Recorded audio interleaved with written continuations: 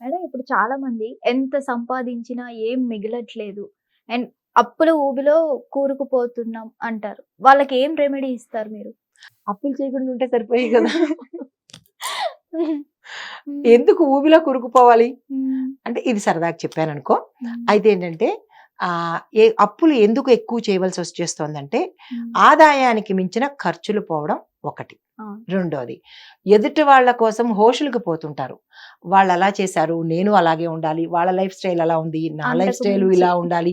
అంటే ఎక్కువ ఓవర్‌గా ఇది చేసేయడము, హాయ్ పోష్‌గా వెళ్ళడము, వాళ్ళు మన స్తోమతను బట్టి కాకుండా పైకి ఎక్కువగా ఉండడం వల్ల హ్మ్. ఎదుటి వాళ్ళ కోసము అది చుట్టాల్లో కావచ్చు, ఫ్రెండ్స్‌లో కావచ్చు. ఎదుటి వాళ్ళకి నేను ఎక్కువగా కనపడాలి. హ్మ్. ఆదాయం తక్కువైనా కానీ అలా కనిపించొద్దు నేను. నా ఇంట్లో అన్నీ ఉండాలి. ఇలా చేయాలి, అలా చేయాలంటే స్థాయికి మించినటువంటి ఖర్చులు పెట్టడం వల్ల హ్మ్. అప్పులు ఊబిలోకి దిగిపోతుంటారు. హ్మ్. దాంతో పాటు మనకి ఇవాళ రేపు చాలా యాప్‌లొచ్చాయి. అవును. ఏమి మీరు కట్టక్కర్లేదు. మీ సిబిల్ జీరోలో ఉన్నా సరే, మీకసలు సిబిలే లేకపోయినా పర్వాలేదు. హ్మ్. అసలు మీకు ఆదాయం లేకపోయినా పర్వాలేదు. మేము అప్పులిచ్చేస్తాము. అసలు ఇదివరకు అప్పు పుట్టాలంటే చాలా కష్టముండేది. మొత్తం తరతరాల పత్రాలన్నీ పెడితేనే గాని రూ. 10 అప్పిచ్చేవాళ్ళు కాదు. అలాంటిది ఇప్పుడేంటంటే నువ్వెవరైనా పర్వాలేదు. నీకు ఆధార్ కార్డ్ లేకపోయినా పర్లేదు. నువ్వేమి లేకపోయినా పర్లేదు. నీకు ప్రాణం ఉండి జీవిస్తే చాలు మేము అప్పులిచ్చేస్తామంటున్నారు. అంత సులువైపోయినాయి అప్పులు ఈ రోజుల్లో. హ్మ్. దానికి ఒకటేం చేస్తున్నారు, వాడిస్తున్నాడు మనం తీసుకుంటున్నాం. తీసుకుంటున్నాం. క్రెడిట్ కార్డులు, ఆ కార్డులు, ఈ కార్డులు, కార్డులు తెగ గీకేసుకుంటా పోవటమే. అంతే హ్మ్. తప్ప దాని వెనకాల వచ్చే బిల్లుల సంగతి మనకనవసరం. వాడు కార్డ్ ఇచ్చాడు, మేము గీకేసాం అంతే. అయితే దాని వల్ల కూడా హ్మ్. ఏమవుతోంది, అప్పులెక్కువైపోతున్నాయి. తర్వాత అనవసరమైన వస్తువులు కొనడం కూడా. హ్మ్. మనకి ఇంట్లో కావాల్సినవి కాకుండా హ్మ్. ఎక్కువగా స్టైల్‌కి పోయో, లేకపోతే అనవసరమైన వస్తువులు కొనడం ఒకటి. కొన్ని. ఆర్భాటంగా ఖర్చు పెట్టడానికి ఒకటి. హ్మ్. అనవసరమైన తిరుగుళ్ళ గురించి ఒకటి. ఎవరో హ్మ్. వెడుతున్నారు, మనము వెళ్ళాలి. కిట్టి పార్టీలు, ఆ పార్టీలు అంటే ఒకళ్ళ కింద మనము చులకనవుతామేమో అనన్న ఉద్దేశంతో వాళ్ళ ముందు గొప్పగా ఉండాలని కూడా గొప్పలకు పోయి అప్పులు చేస్తున్నారు. అసలు మాట్లాడితే ఇవన్నీ అవసరమా? ఎవరో ఏదో అనుకుంటారని స్థాయికి మించి ఎగిరితే తర్వాత పడేది మనమా? వాళ్ళా? మనమే. మనమే పడతాం. ఆ అప్పు ఇచ్చి యాపుల్లో అప్పులిస్తాము, చేస్తాము అని అన్న వాళ్ళు కట్టలేకపోతే పీక మీదొచ్చి కూర్చుంటారు. లేదు అంటే గనక ఆహ్, దానికి ఏం చేస్తున్నారు, అది కట్టలేకపోయినా ఇంకా ఐబీ పెట్టేయడమో, ఏదో చేసేయడం చేస్తున్నారు. హ్మ్. ఒకటి నామ్న అప్పైనా, తప్పైనా చేసే ముందు జాగ్రత్తుండాలి. హ్మ్. అప్పు చేసేటప్పుడు, తప్పు చేసేటప్పుడు. ఈ విషయంలో మరింత క్లారిటీ ఇస్తాను. అప్పు హ్మ్. చెయ్యమని మన పక్క వాళ్ళు గూడా చెప్తుంటారు. హ్మ్. ఏముంది ఇవాళ రేపు ఈఎంఐలు, ఆ అమ్మాయిలు బోలెడున్నాయి కదా! అవి కట్టేద్దాం. శుభ్రంగా అప్పు చేసేసేయి అంటారు. ఈ హ్మ్. కార్ల వాళ్ళు కానీ, ఈ వెహికల్స్ వాళ్ళు కానీ ప్రతి ఒక్కళ్ళకి ఈఎంఐలు, ఆ అమ్మాయిలు అలవాటైపోయినాయి. అవి ఈజీగా ఉన్నాయి. మనకొచ్చే సాలరీ ఇంతుంది కదా! హ్మ్. దానిలో ఇంత ఈఎంఐ కట్టేద్దాము. ఆ జీ ఆహ్, జాబు నికరమా? కాదా? అనేది కూడా తెలీదు వీళ్ళకి. అవును. 6 నెలలు చేస్తారు. కానీ ఈ అప్పు ఎంతవరకెళ్తుంది ఈ అమ్మాయిలు? ఆ అమ్మాయిలు మనకి సంవత్సరాలు. 10 సంవత్సరాల వరకు కొనసాగుతూనే ఉంటారు. మనతోనే ఉంటారు ఆ అమ్మాయిలు. హ్మ్. కానీ వాళ్ళని మనం కట్టగలమా? అది కూడా ఆలోచించరు. హ్మ్. తీసేసుకుంటారు. సరే ఇల్లు, వాకిళ్ళు కూడా అలాగే. అంటే ప్రతీదీ సులువు ఎక్కువైపోయింది. ఆ సులువుకి అలవాటు పడిపోవడం వల్ల, గొప్పలకు పోవడం వల్ల అప్పులు చేయవలసిన పరిస్థితి. హ్మ్. ఇంక తప్పు దగ్గరికొస్తే హ్మ్. అప్పు ఇచ్చేవాడు ఈజీగా ఇచ్చేస్తాడు. కానీ కట్టవలసింది మనము, మనం. మనల్ని ఇబ్బంది పెడతాడు. ఆ టార్చర్ విపరీతంగా ఉంటదనమాట. చాలా ఎక్కువగా ఉంటుంది. Mental torture. Mental torture, physical torture, హ్మ్. పరువు పోతుంది. అప్పుడు వీళ్ళెవరు రారు. వీళ్ళెవరు దగ్గరికి రారు. రారు. రెండో విషయం ఏంటి? తప్పు. తప్పు చేసేటప్పుడు కూడా పక్క వాళ్ళు చాలా ఎంకరేజ్ చేస్తారు. ఏమని చేస్తారు? పర్వాలేదు ఒక్క పూటే కదా! ఏం కాదులే చేసేయంటారు. ఈ మాత్రం ఈ తెగించలేవా? మాత్రం తెగించలేవా? ఎవరి కోసం భయపడుతున్నావు? హ్మ్. నిజంగా భయము పడుతున్నా, మర్యాద కోసం చూస్తున్నా ఏమంటారంటే ఎంకరేజ్ చేసేస్తారు. కానీ ఆ తప్పు వల్ల బాధపడేదో, లేదంటే అవమానపడేదో వీళ్ళు. హ్మ్. వాళ్ళు పక్కకు తప్పుకుంటారు. మేము చెప్పడం చెప్తాము. నీకు చేయమనుందా? నీకు ఆ హ్మ్. పాటి తెలివితేటలు లేవా? హ్మ్. నువ్వెందుకు చేశావు? అది నీ పర్సనల్. అది నీ పర్సనల్ కదా! నువ్వు ఆలోచించుకోవాలి కదా! మేమెన్నో చెప్తాము. కానీ మీరు చేయడం తప్పు కదా! అని హ్మ్. అప్పుడు తప్పించుకుంటారు. కానీ ప్రతి ఒక్కళ్ళు ఈ 2 విషయాల్లో జాగ్రత్తగా ఉండాలి. హ్మ్. అప్పుకి, తప్పుకి భయపడాలి. సరే చేసేసాము. చేసిన తర్వాత రెమెడీలేమిటో చూద్దాం. హ్మ్. ఇప్పుడు చేసిన దానికి ముందు చెప్పుకున్నాము. అయితే కొంతమంది సకాలంలో అంటే చెయ్యకూడని సమయంలో హ్మ్. కనుక అప్పు చేస్తే, ఆ హ్మ్. అప్పు ఎప్పటికీ తీరదు. అదొకటి మంగళవారం రోజు కనుక అప్పు చేస్తే అది ఎప్పటికీ తీరదు, అలాగా కొనసాగుతూనే ఉంటుంది. దాంతో పాటుగా ఈ అప్పు అనేది పాత రుణాలు, గత జన్మ రుణాలు ఉంటే కూడా అవి ఎప్పటికీ తీరవు. మీరు ఎంత చెల్లించండి అలా పెరుగుతూనే ఉంటాయి. చెల్లించే స్తోమత కూడా తగ్గిపోతూ ఉంటుంది. ఇది అప్పులో ఉండే పెద్ద తిప్పలు. అయితే మనం మరి దీంతో పాటు ఇంకొక విషయం కూడా చెప్పాలి, రెమెడీస్ కూడా తర్వాత చెప్తాను. అయితే ఈ అప్పులు అనేవి ఎందుకు చేస్తారు అంటే కనుక గత జన్మ గురించి కూడా ఇక్కడ ప్రస్తావన చేస్తాను. గత జన్మలో అంటే ఈ జన్మలో సంగతి ముందు చెప్తాను. ఈ జన్మలో ఎవరికైనా మనము ఇవ్వవలసిన డబ్బులు ఇవ్వకుండా వదిలేయడం కానీ, మర్చిపోవడం కానీ, లేదా అంటే అడగలేదు కదా అని చెప్పి నెగ్లిజెన్స్ చేయటం కానీ, అంటే నెగ్లెక్ట్ చేయడం కానీ చేసేసినా అది వచ్చే జన్మకి క్యారీ ఫార్వర్డ్ అవుతుంది, మనకి తెలియదు. తర్వాత ఎవరి దగ్గర నుంచైనా ఫ్రీగా తీసుకున్నా అది కూడా అప్పు కిందే. అంటే ఇప్పుడు సేవ కానీ శ్రమ కానీ ఎదుటి వాళ్ళ దగ్గర నుంచి ఫ్రీగా తీసుకోవద్దు. అదేమవుతుంది, వాళ్ళ కష్టమో వాళ్ళ తాలూకా శక్తో మీకు ఇచ్చారంటేగా. ఇది చాలా మంది పాటిస్తాడు, వాడి రుణంలో మేము ఉండకూడదు. అది ఫ్రీ అనేది ఎప్పుడు సేవ కానీ ధనం కానీ ఏది కూడా తీసుకోకూడదు. అది జన్మ జన్మలకి రుణం కింద అయిపోతుంది. ఆ రుణం తీర్చుకోవడం కోసం వీళ్ళింట్లో సేవలు చేయడానికి కుక్కో పిల్లో పందో నక్కో ఏదో అయి పుట్టాలి, లేదా పని మనిషి గారైనా వచ్చి సేవలు చేసేసి వెళ్ళిపోవాలి. అయితే ఈ రుణాలు ఎప్పుడు ఉంచుకోకూడదు, గత రుణము.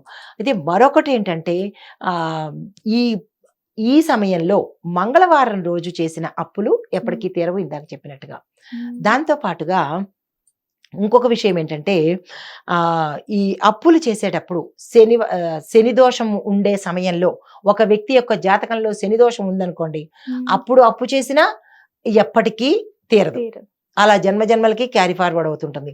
తర్వాత ఇంకొకటి ఏంటంటే మనము తెలిసి కూడా కొంతమంది దగ్గర, ఇప్పుడు ఉదాహరణకి చెప్తాను, ఇప్పుడు నేను మీ దగ్గర జాబ్ చేస్తున్నాను, అవునా? జాబ్ చేసినప్పుడు కొంతకాలం వరకు జాబ్ చేయించుకుని, అంటే జాబ్ చేస్తున్నప్పుడు ఇద్దరి బాండింగ్ ఏంటి, మీకు వర్క్ కావాలి, నేను వర్క్ చేస్తున్నాను అంటే ఒక ఒప్పందం వచ్చింది కదా, నేను మీ దగ్గర ఇంత సమయం వర్క్ చేస్తున్నాను, మీరు నాకు ఇంత మూల్యం చెల్లించండి నా శ్రమకు, దట్ ఈస్ కాల్డ్ ప్యాకేజ్.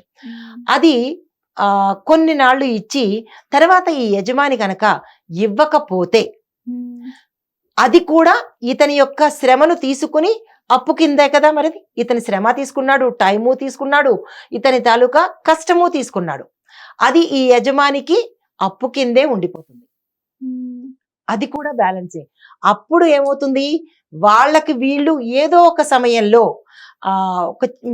చెప్తాను, మన దగ్గర డబ్బులు పోయినాయి అనుకుందాం, నా దగ్గర ఉన్నట్టుండి డబ్బులు పోయినాయి అని అనుకుందాం.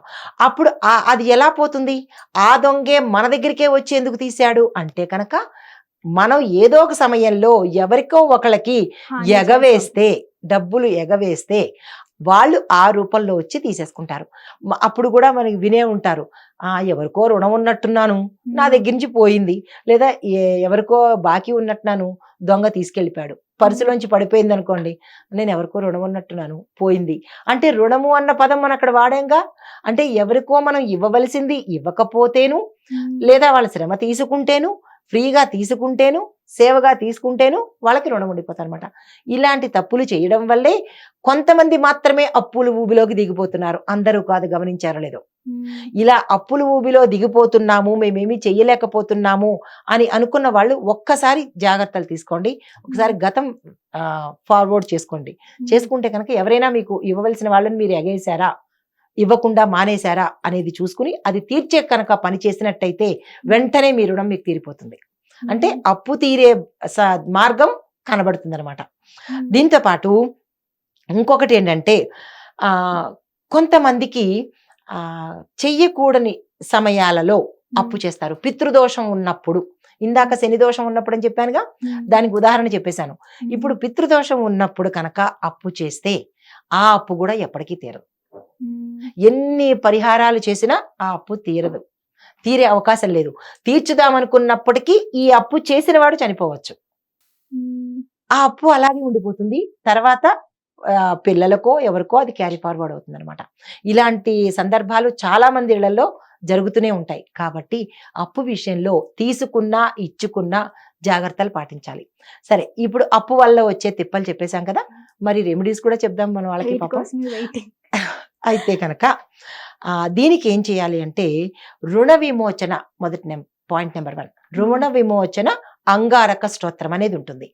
దాన్ని కనుక ప్రతి మంగళవారము చదువుకున్నట్టయితే 11 సార్లు ఉదయమే స్నానం చేసి శుభ్రమైన బట్టలు కట్టుకుని ఈ రుణ విమోచక అంగారక స్తోత్రం అంటే కుజుడిదనమాట, అది కనుక 11 సార్లు చదువుకున్నట్టయితే కొంత తీరే మార్గాలు మనకి కనబడతాయి. రెండవది, ఇది చాలా మందికి అనుభవంలోకి వచ్చే ఉంటుంది, రెండవది శని భగవానుడికి గ్రహశాంతి చేసుకోవాలి. ఎలా అంటే శనివారం నాడు ప్రత్యేకంగా పూజలు చేసుకోవాలి. ఈ అప్పు తీరే మార్గం నాకు చూపించండి అనుకుని వేడుకుంటూ ఇందాక శని దోషం ఉన్నప్పుడు చేసే అప్పు అని చెప్పాను కదా, దానికి రెమెడీ ఇదన్నమాట. మంగళవారం నాడు చెప్పాను కదా అప్పు తీసుకుంటే కనుక దానికి చెప్పిన రెమెడీ మంగళుడికి, అంటే ప్రతి మంగళవారం రుణ విమోచకన అంగారక స్తోత్రం చదువుకోవాలి. అయితే ఈ శనివారం నాడు చదవవలసిన మంత్రం ఏంటంటే కనుక నీలాంజన సమాభాసం అనే శ్లోకం ఒకటి ఉంటుంది. దాన్ని 1008 సార్లు చదువుకోండి. కుదరకపోతే 108 సార్లైనా సరే తప్పకుండా చదువుకుని శని భగవానుడికి నెయ్యి దీపం పెట్టినట్టయితే ఇలా 41 రోజులు దీక్షతో, అంటే శని దోషం ఉన్నప్పుడు అప్పు చేసిన వాళ్ళకి ఈ రెమెడీ అన్నమాట. అది కనుక చేసినట్టయితే అప్పు తీరేందుకు, చాలా మంది వెటకారంగా అంటారు శని భగవానుడు వచ్చి తీరుస్తాడా మా అప్పు అని కూడా అంటారు వెటకారంగా. శని భగవానుడు వచ్చి అప్పు తీర్చడు, నువ్వు చేసావు కాబట్టి నువ్వు తీరేందుకు మార్గాలు చూపిస్తాడు. అర్థమైందా? సో ఇదన్నమాట. తరువాత గర్భరక్షాంబిక స్తోత్రము ఉంటుంది. ఆ స్తోత్రము ఆర్థిక పరమైన బాధలతో కానీ, రుణాలు అంటే ఇందాక అప్పుల ఊబిలో కూరుకుపోతున్న వాళ్ళకి కానీ, లేదా ద్రవ్య దోషాలు ఉంటాయి. ద్రవ్య దోషం అంటే డబ్బు దోషాలు. డబ్బుకు కూడా దోషం ఉంటుందా అని అడగచ్చు. ఎస్, డబ్బుకు కూడా దోషం ఉంటుంది. కష్టార్జితంతో కాకుండా అయాచితంగా డబ్బులు కొంతమంది సంపాదిస్తుంటారు. అవునా? మనం నెలంతా కష్టపడి ఏ పని చేసైనా సరే నెలంతా కష్టపడిన డబ్బులు అది సవ్యమైన ద్రవ్యము, అంటే మంచి డబ్బు కాకుండా మోసం చేసో, ఎవరినైనా ఇబ్బంది పెట్టో, లేదా 1 రూపాయికి 2 రూపాయలు వడ్డీ వేసో ఏదో రకంగా ఎదుటి వాళ్ళ సొమ్ము తీసుకుంటే, రక్తంతో బెదిరించి తీసుకున్నా, లేదా ఒకరిని పొడిచి ఆ డబ్బులు తీసుకున్నా, ఏ రకంగా అన్యాయంగా సంపాదించిన డబ్బుకి దోషం అనేది ఉంటుంది. వడ్డీలు తింటే బాగుపడరు అంటారు. బాగుపడరు. అలా కూడా కాకుండా మోసం, అది కూడా ఒక పార్టే. తర్వాత మోసం చేసిన సొమ్ము కూడా, నీ దగ్గర నుంచి నాకు 10 రూపాయలు రావాలి కానీ తప్పులు లెక్కలు వేసి నాకు 1000 రూపాయలు ఇవ్వాలి అని చెప్పి తీసుకున్నాను అనుకో, ఆ మిగిలిన 9,900 ఎక్కువే కదా, అది కూడా మంచి డబ్బు కాదు కదా. డబ్బులో కూడా మంచి డబ్బు చెడు డబ్బు ఉన్నాయి. అవి కాగితాలుగా చూడకండి, కరెన్సీగానో ప్లాస్టిక్ ఈ పేలు ఆ పేలు చూడకండి. అది ద్రవ్యమే, ఏ రకంగా చూసినా డబ్బే కదా. ఆ డబ్బు కూడా దోషం ఉంటుంది. ఆ డబ్బు తీసుకున్నవాడు ఆ దోషాన్ని పట్టుకుంటాడనమాట, అంటే అనుభవిస్తాడు అని అర్థం అనమాట. అయితే ఇలాంటివి పోగొట్టుకోవడం కోసము చిన్న సూక్ష్మం చెప్తాను. అలాంటి డబ్బు అంటే సూక్ష్మం చెప్పేశారు కదా మేము ఎలాంటి డబ్బైనా తీసేసుకోవాలి అని అనుకోకండి. ఇది మనకి ఏదో బై మిస్టేక్ డబ్బులు ఇచ్చినప్పుడు, అంతేగాని పర్పస్ఫుల్లీ మేడము చక్కగా సూక్ష్మం చెప్పేశారు కాబట్టి మనం ఎలాంటి ద్రవ్యాన్నైనా తీసేసుకుందాము అని అనుకుంటే కనుక అది చెల్లదు. మనం ఎవరి దగ్గర నుంచైనా డబ్బు తీసుకునేటప్పుడు ఆ రోజు ఆ డబ్బుని ఉప్పు డబ్బా మీద పెట్టండి. ఆ డబ్బు తీసుకుంటాం కదా, అంటే ఫోన్ పేలు అయినా కానీ మనం చేతితో డబ్బు తీసుకోవట్లేదు, స్మార్ట్ గా యాక్ట్ చేస్తారు. ఇక్కడ నాకు ఫోన్ పేలో 1,00,000 రూపాయలు వచ్చేసింది కాబట్టి నేను అది తీసుకోక్కర్లేదు అంటారు.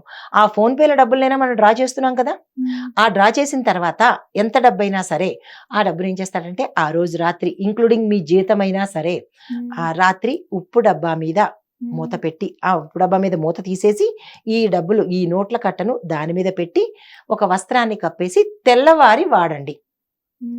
తెల్లవారి రాంగానే తీసుకొచ్చేసి చెట్చట వాడేయడం కాకుండా ఆ రోజు బ్యాంకులోంచి డ్రా చేసిన రోజు ఉప్పు డబ్బా మీద పెట్టి రాత్రంతా దాన్ని గుడ్డ కప్పి ఉంచి తెల్లారి కనుక వాడుకున్నట్టయితే దానిలో ఏమైనా తెలియని దోషాలు ఉంటే కనుక ఆ ఉప్పు గ్రహిస్తుంది. చాలా మందికి ఇంకో డౌట్ ఉంటది. అసలు మేము విత్‌డ్రా చేయకపోతే ఏం చేయాలి అని. ఎప్పటికైనా విత్‌డ్రా చేస్తారుగా. హ్మ్. ఎప్పటికైనా విత్‌డ్రా ఇవాళ కాకపోవచ్చు, రేపు కావచ్చు, ఓ సంవత్సరానికైనా విత్‌డ్రా చేస్తారు కదా! అప్పుడు కూడా దాన్నే అంటుకొని ఉంటుంది కదా! కొంతమంది మూర్ఖులుంటారు గదా! మేము హ్మ్. ఫోన్ పేలే చేసుకుంటాం విత్‌డ్రా అదే అందుకే చేయమని. చెప్పాను కదా! ఫోన్‌పేలో చేసినా కానీ అవును కరెక్టే. నువ్వన్నట్టు హ్మ్. ఫోన్‌పేలో ఒక అంటే ట్రాన్సాక్షన్స్ ట్రాన్సాక్షన్ చేసుకుంటారు. చేసినప్పుడు మంచి డబ్బు కానిది కూడా మేము ట్రాన్సాక్షన్ చేసేసామంటారు కదా! హ్మ్. ఏదో ఒక సమయంలో డబ్బులు తీస్తున్నారుగా. హ్మ్. ఆ డబ్బు ఫోన్‌పే చేసేసినా గానీ మీ జీతమేమో తీసుకుంటారా? ఏదో ఒక సమయంలో డబ్బుని చేత్తో పట్టుకుంటాం కదా! ఎంత స్మార్ట్‌గా అందరికీ ఫోన్‌పేలు చేసేసినా, ఫోన్‌పేలు చెల్లని సమయంలో కూడా డబ్బును విత్‌డ్రా చేయాల్సిందే. హ్మ్. ఆ చేసిన డబ్బుకి దాని యొక్క ఆహ్, దోషం అంటుకొని ఉంటుందన్నమాట. హ్మ్. దోషం ఎక్కడికి పోదు. కడుక్కునే వరకు దోషం పోదు. హ్మ్. ఈవెన్ చేతికి అంటుకున్న దోషం కూడా చెయ్యి కడుక్కుంటేనే పోతుంది కదా! హ్మ్. లేకపోతే అది మనతో ఎప్పుడూ ఉంటూనే ఉంటుందన్నమాట. దోషం అనేది పోగొట్టుకోవాలి లేదా కడుక్కోవాలి. హ్మ్. అది ఎన్నాళ్ళైనా మనని అంటిపెట్టుకునే ఉంటుంది. హ్మ్. తర్వాత ఇలాగా ఇందాక చెప్పిన అమ్మవారి స్తోత్రం ఏంటంటే హ్మ్. ఆర్థికపరమైన బాధలున్నవాళ్ళు, తర్వాత అప్పులున్నవాళ్ళు, హ్మ్. దోషతో ఉన్నటువంటి ద్రవ్యాన్ని తీసుకున్న వాళ్ళు హ్మ్. ఈ అమ్మవారి స్తోత్రము నిత్యానందకరి కామ్యే ధనధాన్య సమన్వితే నేను ఆ శ్లోకము ఇస్తాను. అది మనకి ట్రోల్ అవుతుంటుంది చూసుకోండి. అయితే నిత్యానందకరి కామ్యే ధనధాన్య సమన్వితే మయి లాభం ప్రదం దేవి ప్రసీద పరమేశ్వరి. ఈ శ్లోకం చదువుకుని ప్రతి శుక్రవారం పూజ చేసుకున్నట్టయితే హ్మ్. అంటే ఆ ద్రవ్యానికి సంబంధించిన దోషం కానీ, హ్మ్. అప్పుల బాధలు కానీ తీరి కొంత ఉపాయం అంటే సులువు దొరికే మార్గం ఉంటుంది. దీంతో పాటు కొంతమంది ఏం చేస్తుంటారంటే ఎంతసేపు నాకే రావాలి. మీ ఇంటికొస్తాం నాకేం పెడతావు? హ్మ్. మా ఇంటికొస్తాం నాకేం తెస్తావు? అంటే దాన ధర్మాల జోలికి ఎవ్వరు వెళ్ళరు. ఎంతసేపు మూటలు కట్టడమే. ఎంత సంపాదిస్తుంటే అందులో కొంతైనా దానంగా ఇవ్వాలి. హ్మ్. అప్పుడే మీరు అనుకున్న ద్రవ్యము మీరు కష్టపడిందేనా లేదంటే అయాచితంగా వచ్చిందేనా నిలబడే అవకాశం ఉంటుంది. మూటలు కట్టేస్తాను అంటే కుదరదు. దానం అనేది వెళ్ళాలి బయటికి. దానం చెయ్యకపోతే కనుక ఆ కట్టిన మూట ఏదో ఒక రోజు పోతుంది. దీనికి ఒక సామెత కూడా ఉండే ఉంటుంది. మీరు గమనించారో లేదో. రాజుల సొమ్ము రాళ్ల పాలు అని. హ్మ్. అంటే దాని అర్థం ఏంటి? గడించేవాడొకడు, గుణించేవాడొకడు అని. ఇలా మూటలు కట్టి, కట్టి, కట్టి ఆ మూట ఎవరు విప్పకపోతే ఇంకోడెవడో వస్తాడు విప్పేస్తాడు. అందుకని ఆ మూట మనమే విప్పాలి అంటే కనుక కనీసం సంపాదించిన దాంట్లో ఒక 2% అయినా దానంగా దానంగా. ఇవ్వడం అనేది నేర్చుకోవాలి. హ్మ్. ఇప్పుడు మనము మూట కట్టింది ఇక్కడే ఉండిపోతుంది. కానీ దానంగా ఇచ్చింది వెనక్కి వెళ్తుందనమాట. అంటే హ్మ్. మనకి పుణ్య రూపంలో వెళ్తుందనమాట. కాబట్టి ఎవరు ఎంత సంపాదిస్తే అంత అందులో ఒక 2% అనేది దానంగా ఇచ్చినట్టయితే మీ సొమ్ము నిలబడుతుంది. తర్వాత శివుడికి కూడా మనం స్తోత్రాలున్నాయి. అంటే రుణం తీరడం కోసము. అదేంటంటే రుణహరేశ్వర స్తోత్రము అనేది ఉంటుంది. హ్మ్. దానికి ఒక చిన్న మంత్రము ఓం నమఃశివాయ ఈ హ్మ్. మంత్రాన్ని చదువుకోవచ్చు. కానీ ఇక్కడ ప్రేక్షకులకి ఒక ఎన్ని సందేహం సార్లు? వస్తది. ఏంటి చిన్న చిన్న మంత్రాలకే అంత పెద్దవి జరుగుతాయా? ఓం హ్మ్. నమఃశివాయ మీరేదో పెద్ద మంత్రం ఇస్తారని అనుకున్నామే. హ్మ్. చిన్ని మంత్రమే కదా! అంటే అది మంత్రం చిన్నదే. కానీ ఓం నమఃశివాయ అనేది పంచభూతాలకు సంబంధించినటువంటి ఒక్కొక్క అక్షరము ఒక్కొక్క భూతానికి సంబంధించింది. భూతం అంటే మళ్ళీ ఇక్కడ భూత ప్రేత పిశాచాలు అనుకోకండి. పంచభూతాలకు సంబంధించిన మంత్రం అన్నమాట. హ్మ్. మంగళకరుడు ధనము ఇచ్చేది శివుడే. హ్మ్. శివుడు చెబితేనే లక్ష్మీ అమ్మవారు మనకి అవును. ప్రసాదిస్తుంది. మన కర్మలో ఎంత ఉంటుందో అంత మాత్రమే మనకు వస్తుందన్నమాట. అయితే దీనికి ఏం చేయాలంటే ఈ ఓం నమః శివాయ అనే మంత్రాన్ని సోమవారం రోజు ఎవరైతే రుణాలతో బాధపడుతున్నారో వాళ్ళు సోమవారం రోజు 108 సార్లు ఈ మంత్రాన్ని చదువుకున్నట్టయితే ఆ మంత్రాన్ని చదువుకుంటూ పాలు బెల్లాన్ని హ్మ్. నివేదన చేసినట్టయితే కనుక రుణం తీర్చుకోవడానికి మార్గాలు దొరుకుతాయి.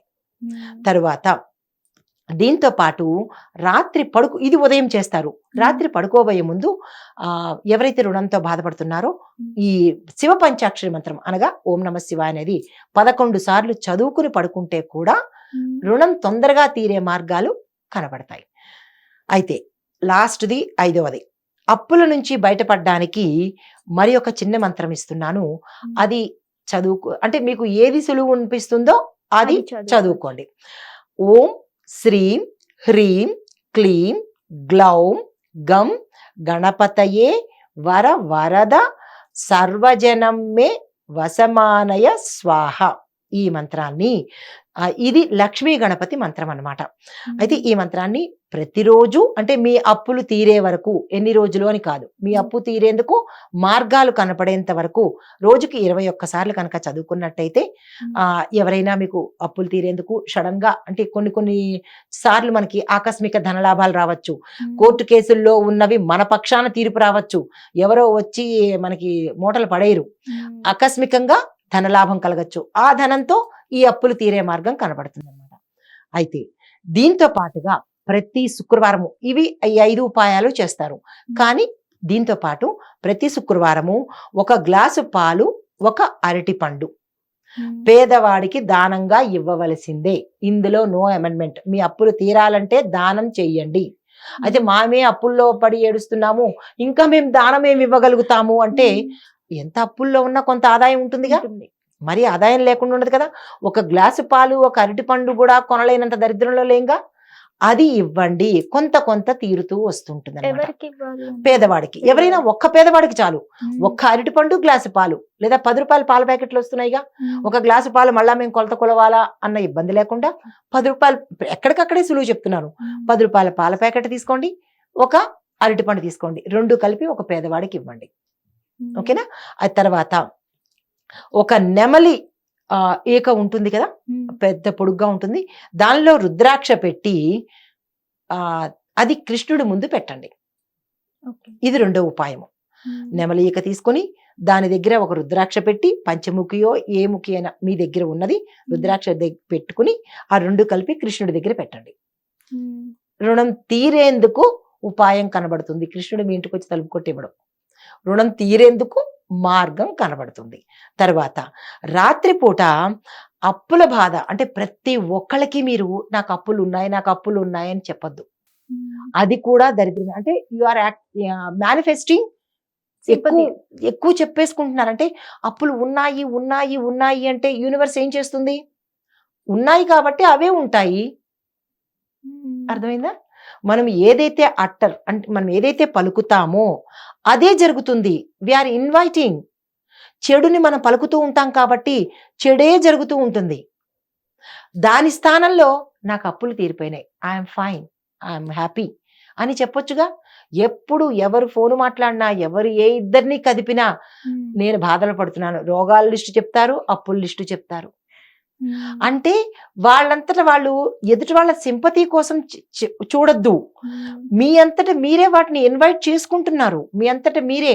అండ్ అమ్మ, ఇక్కడ ఒకటి, ప్రతి మాటకి పవర్ ఉంటుంది, గుర్తుపెట్టుకోండి. మనం పలికే మాటలో పవర్ ఉంటుంది. అది 1 లెటర్ కావచ్చు, కొన్ని సెంటెన్సెస్ కావచ్చు. అంటే తదాస్తు దేవతలు ఉంటారు, కానీ మనకి మనమే ఎక్కువ అవే చెప్తూ ఉంటాము.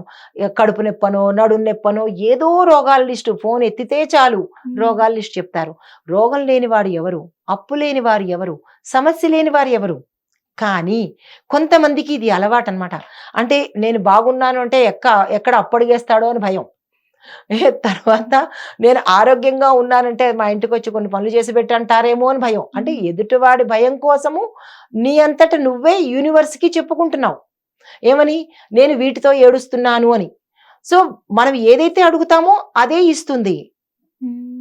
అలా కాకుండా నేను బాగున్నాను అని చెప్పడం తప్పేమిటి? ఒకవేళ బాగోలేకపోయినా ఐఎమ్ ఫైన్ అనడంలో తప్పలేదుగా. నీకు నువ్వే చెప్పుకుంటున్నావు కదా. పక్కవాడి గురించి, పోని పక్కవాడి క్షేమం కోరుతున్నావంటే అది ఎంతో పెద్ద బాధ. ఎదుటివాడు బాగుండాలి అని అనుకోవడం కూడా ఒక రకమైన బాధే. పోనీ ఎదుటివాడు బాగుండొద్దు, మనకి మనమే బాగున్నామని చెప్పుకోవడంలో కూడా అక్షర దోషం లేదుగా, దానిలో తప్పు లేదు కదా, దానిలో దరిద్రం లేదు కదా. ఎస్, నేను బాగున్నాను, ఐఎమ్ ఫైన్, నేను చక్కగా ఉన్నాను అని మనకి మనమే చిరంజీవి అనుకోవడంలో తప్పేముంది?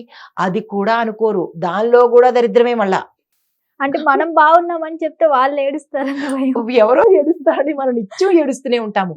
అంటే ఈ సూక్ష్మం తెలియక ఇష్టమైతే చేస్తానని చెప్పండి, లేదా అయ్యా బాబు నేను అప్పు ఇవ్వలేను అని చెప్పండి, తప్పేముంది? నా వల్ల కాదు, నేను ఇవ్వలేను అని ఏదో రకంగా చెప్పండి. వాళ్ళెవరి కోసమో మనం ఎప్పుడు కర్స్ చేసుకోవడము అనేది తప్పు. అది కూడా మనం మరింత ఊబిలోకి వెళ్ళడానికి, మరింత అనారోగ్యంలోకి వెళ్ళడానికి దారితీస్తుంది. మన మాటే మనకి శ్రీరామ రక్ష. అది ఏ మాటైనా తీసుకోండి, మన మాటే మనకి శ్రీరామ రక్ష. అయితే మరి ఇవి నివారించాలంటే ఏమిటి చేయాలి అది కూడా చెప్పేస్తాను. అశుభ సమయాల్లో అప్పు చెయ్యకండి. రూల్ నెంబర్ 1, అశుభ సమయాలలో అప్పు చెయ్యవద్దు. సాయంత్రం సమయంలో అప్పు చెయ్యవద్దు. మంగళవారం నాడు అప్పు చెయ్యవద్దు. దీంతో పాటు శని రాహు కాలాల్లో, అంటే రాహు కాలం అని మనం చూస్తుంటాంగా, మనకి ప్రతిరోజు రాహుకాలం అనే సమయం ఉంటుంది, ఆ సమయంలో అప్పు చెయ్యకండి. తర్వాత పాయింట్, దానం చెయ్యకపోతే కూడా మీ దగ్గర ధనము నిలవదు. తరువాత రోజుకి ఎంత ఖర్చు అవుతుందో ఒక లిస్ట్ రాసుకోండి. ఈ రోజు నా ఖర్చు ఇంత, దానికి మించి అప్పు వెళ్ళకండి.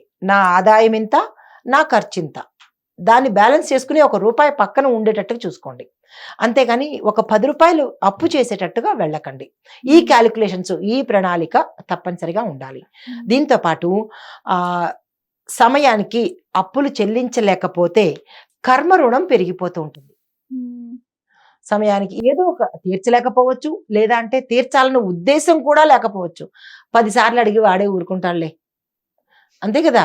10 సార్లు ఫోన్ చేస్తాను, స్విచ్ ఆఫ్ చేసుకుంటే బాయే.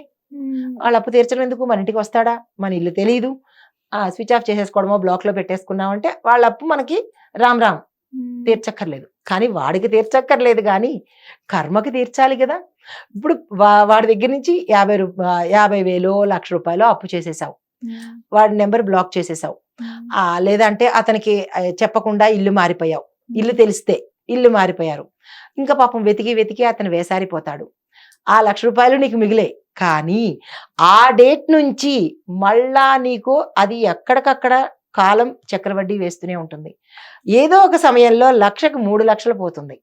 అరే నా కష్టార్జితం 3,00,000 పోయింది అంటే అందులో నీ కష్టార్జితం ఎంత ఉంది, ఏమీ లేదు. ₹1,00,000 అతనికి ఎగవేశావు, దానికి కాలం వడ్డీ వేసింది, 3,00,000 అయ్యింది అంటే ఆ ధనము నీది కాదు. అది గుర్తుపెట్టుకోవాలి. కష్టార్జితం మాత్రం పోదు, ఇది శాస్త్రవచనము. అన్యాయంగా సంపాదించిన సొమ్ము మాత్రమే పోతుంది. ఇది నేను చెప్పిన మాటలు కాదు, శాస్త్రం చెప్పిన మాటలు. కాబట్టి ఇక నుంచైనా బ్లాకులు చేసుకోవటం కానీ, లేదా అంటే ఇల్లు మారడాలు కానీ, లేదా వేరే ఊర్లు పారిపోవడం కానీ, ఇలాంటి పనులు చేయకుండా ఎవరెవరికి ఎంత ఇవ్వాలో వాళ్ళకి తీసుకునేటప్పుడు ఎంత వినయంగా తీసుకున్నారో ఇచ్చేటప్పుడు కూడా అంత వినయంగాను ఇచ్చేస్తే కర్మ బ్యాలెన్స్ అవుతుంది అనమాట. సో ఇవి నెమ్మది నెమ్మదిగా ఈ పనులన్నీ చేసుకుంటే మన అప్పుల ఊబిలోంచి బయటకు వచ్చే అవకాశం ఉంటుంది. ధన్యవాదాలు. నమస్తే. హిట్ టీవీ యాప్, ఇందులో short news, live news, entertainment shows, movies, digital magazines తో పాటు మీ జిల్లా వార్తలను కూడా ఫ్రీగా చూడొచ్చు. ఇంకెందుకు ఆలస్యం, వెంటనే హిట్ టీవీ యాప్ ని డౌన్లోడ్ చేసుకుని ఫ్రీగా ఎంటర్టైన్మెంట్ పొందండి. Hit TV app. Hit TV app. Please download hit TV app. Hit TV app ని ఫ్రీగా డౌన్లోడ్ చేసుకుని ఎంజాయ్ చేయండి. మీకు నచ్చిన ఎంటర్టైన్మెంట్ కోసం హిట్ టీవీ యాప్ ని ఫ్రీగా డౌన్లోడ్ చేసుకుని ఎంజాయ్ చేయండి. హిట్ టీవీ యాప్ ని డౌన్లోడ్ చేసుకుని ఆస్వాదించండి, ఆశీర్వదించండి. ఇంతమంది సెలబ్రిటీలు హిట్ టీవీ యాప్ ని డౌన్లోడ్ చేసుకోండి అని చెప్తున్నారంటే ఎంత మంచి యాప్ ఆలోచించండి. అమెరికా అమెరికా అమెరికా అమెరికాలో చదవాలనుకునే వాళ్ళకి విశ్వసనీయమైన పేరు మన శౌర్య కన్సల్టెన్సీ. UK లో 1 year masters. UK లో 1 year masters. 2 years work permit up to 5 years visa. Contact Saurya Consultancy. Contact 89851 89851.